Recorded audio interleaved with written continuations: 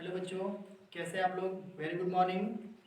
आज हम लोग कक्षा 10 के प्रश्नावली 1.4 को पढ़ेंगे, जिसमें प्रश्न नंबर 1 है कि बिना लंबी विभाजन प्रक्रिया किए बताइए कि निम्नलिखित परिमेय संख्याओं के दशमलव प्रसार शांत है या अशांत है। क्या पूछा गया है? शांत या अशांत पूछा गया है। यह लिख लीजिएगा यहाँ पे प्रश्न संख्या 1। सबसे पहले आपको तो ये जानना चाहिए कि शांत क्या होता है और अशांत क्या होता है। तो आपने पिछली कक्षा या 5वीं 6वीं 7वीं में पढ़ा होगा, भाग जब किया जाता था तो सबसे अंत में अगर शेषफल 0 आ जाता था तो उस कंडीशन में हम ये कह सकते थे कि वो जो संख्या है वो शांत है। मतलब जिसमें भाग देने के बाद वो पूरा पूरा अगर विभाजित हो गया तो शांत है, अगर नहीं विभाजित हुआ तो क्या हो गया? अशांत। जैसे मान लीजिए यहाँ पे 2.5 है तो निश्चित रूप से ये शांत है, लेकिन अगर हम ये कहते हैं 2.5999 हो जाएगा तो इस प्रकार की संख्या को क्या कहते हैं हम लोग? अशांत कहते हैं। क्या कहते हैं? अशांत हो गया। बात समझ लिए आप? तो चलिए क्वेश्चन को देखते हैं हम लोग। इसको इरेज कर दे रहे हैं। तो शांत क्या होता है? जो पूरा पूरा कट जाता है उसे शांत कहते हैं, और जो नहीं करता उसको अशांत कहते हैं। इसमें है कि बिना लंबी विभाजन यानी बिना लंबी विभाजन प्रक्रिया को बताइए कि निम्नलिखित परिमेय संख्या दशमलव प्रसार शांत है या अशांत है।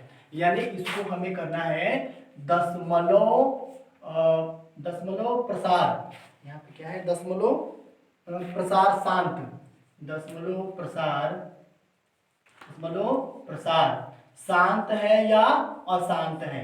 शांत या अशांत है। मतलब जैसे मान लीजिए एक समझने के लिए, अगर कोई व्यक्ति मर गया तो क्या है? वो शांत है, और जब तक नहीं मरा है तब तक क्या? अशांत है। ये काम कर ले, वो काम कर ले, ये पढ़ ले, ये बात होती है ना दिमाग में। तो जब तक वो नहीं मरा है तब तक वो क्या है?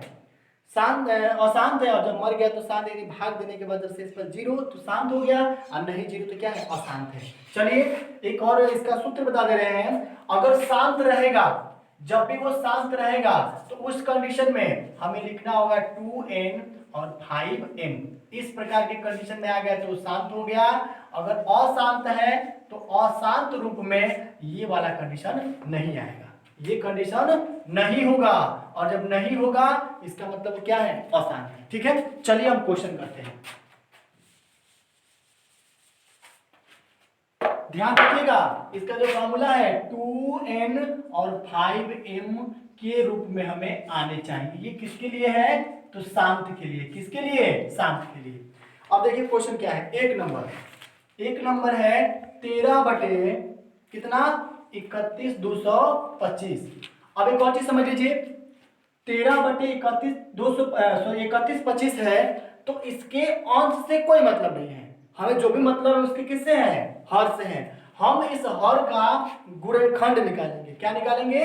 गुणनखंड। तो हम 31,25 का यहाँ पे गुणनखंड निकालते हैं। चलिए, लास्ट में 5 है तो निश्चित रूप से 5 से कटेगा। 3 से भी चेक कर सकते हैं लेकिन 3 से नहीं कटेगा।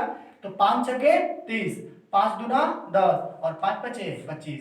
फिर 5 से कटाते हैं तो 5 एकम 5, 5 दूना का 10, 5 पचे 25। फिर 5 से कटाते हैं तो 5 दूना का 10, 5 पचे 25। और फिर 5 से कटाते हैं तो 5 पचे 25, और यहाँ 5 एकम में 5।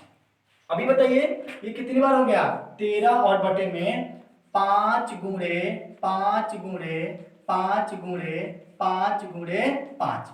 कितनी बार है? 1 2 3 4 5। पुनः लिख लेते हैं। 13 बटे 5 पे कितने घात हो गया? 5 हो गया ना। तो अभी बताइए 5 पे 5 जब घात हो गया तो इस रूप में दिखाई दे रहा है।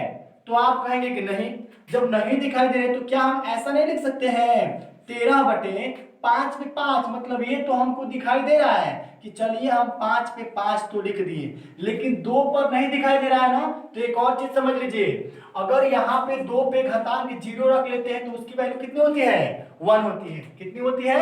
1। तो जब 1 होता है तो यहाँ पे लिख सकते हैं क्या? 2 पे घातांक 0।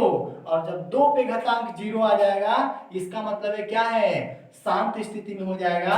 तो लिख सकते हैं कि अतः 13 बटे 3125 शांत दशमलव प्रसार है। शांत दशमलव प्रसार है। ठीक है, अगर उसके बाद से देखते हैं दूसरा क्वेश्चन। इसमें का दूसरा बताते रहे आपको। दूसरा है 17 बटे 8।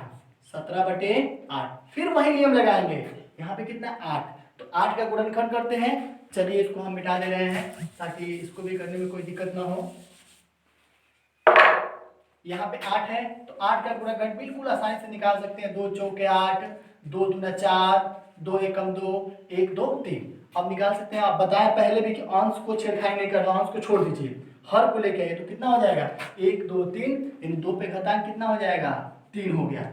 अब ये बताइए जब 2 पे घातांक 3 हो गया तो फिर भी इसके रूप में नहीं आ रहा है ना, तो जब नहीं आ रहा है उस कंडीशन में पुनः लिखेंगे हम लोग क्या 17/2 पर तो घातांक मिल गया लेकिन 5 पर घातांक नहीं मिलेगा, तो 5 का घातांक क्या कर सकते हैं हम 0 करेंगे। और जब जैसे ही 5 का घातांक 0 हो जाएगा तो इसका मान कितना हो जाएगा 1, इसका मतलब 1 हो जाएगा, तो 8 एकम में 8 हो जाएगा। इस प्रकार ये क्या है 7 दशमलव प्रसार है। ठीक है, चलिए नेक्स्ट क्वेश्चन देखते हैं अगले वीडियो में। ठीक है, धन्यवाद। तब तक इसको नोट कर लीजिए। चलिए इसमें और एक बार और तीसरा ही बता दे रहे हैं। ठीक है, और तीसरा यहाँ पे लिख लेते हैं। तीसरा इसमें ये है कि 64/500 सॉरी 455, यहाँ लिख लीजिएगा 64/455। फिर वही नियम 455 का आप गुणांक निकाल लीजिए, गुणनखंड निकाल लीजिए। तो यहाँ हो जाएगा 455, गुणा कीजिए तो 5 है तो 5 से जाएगा, 5 9 45, 5 एकम में 5, और यहाँ आप 7 से कर लीजिए तो 7 एकम में 7, 7 तिरिका 21, और 13 एकम में 13। इसका मतलब यहाँ पे 64 और बटे में कितना हो जाएगा 5 गुणे 7 गुणे 13 हो जाएगा। इसका मतलब ये है कि 64 और बटे में। अब ये बताइए ये जो मान दिया गया है क्या इस रूप में है, इस रूप में नहीं है ना। तो जब इस रूप में नहीं है तो हम ये कह सकते हैं कि 5 गुणे 7 गुणे 13 क्या है, यहाँ पे लिख लीजिएगा 2 पर n घात 5 पर m घात के रूप में नहीं है, के रूप में नहीं है। अतः यहाँ लिख लीजिएगा अतः यह अशांत क्या है, अशांत दशमलव प्रसार है, अशांत दशमलव प्रसार है। ठीक है, अगर मेरा वीडियो आपको ये अच्छा लगा हो तो प्लीज क्वेश्चन को लाइक कीजिए, कमेंट कीजिए तथा अपने दोस्तों में शेयर कीजिए। और अब तक मेरा चैनल आपने सब्सक्राइब नहीं किया है तो मेरे चैनल को सब्सक्राइब कीजिए तथा नए वीडियो का नोटिफिकेशन पाने के लिए बेल आइकन को जरूर दबाएं। धन्यवाद।